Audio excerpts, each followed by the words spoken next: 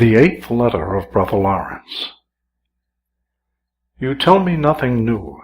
You are not the only one that is troubled with wandering thoughts. Our mind is extremely roving, but as the will is mistress of all our faculties, she must recall them and carry them to God as their last end. When the mind, for want of being sufficiently reduced by recollection, at our first engaging in devotion, has contracted certain bad habits of wandering and dissipation, they are difficult to overcome, and commonly draw us, even against our wills, to the things of the earth.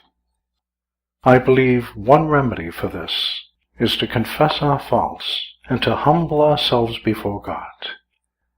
I do not advise you to use a multiplicity of words in prayer, many words and long discourses being often the occasions of wandering. Hold yourself in prayer before God, like a dumb or paralytic beggar at a rich man's gate. Let it be your business to keep your mind in the presence of the Lord. If it sometimes wander and withdraw itself from Him, do not much disquiet yourself for that. Trouble and disquiet serve rather to distract the mind, rather than recollect it. The will must bring it back in tranquility. If you persevere in this manner, God will have pity on you. One way to recollect the mind easily in the time of prayer, and preserve it more in tranquility, is not to let it wander too far at other times.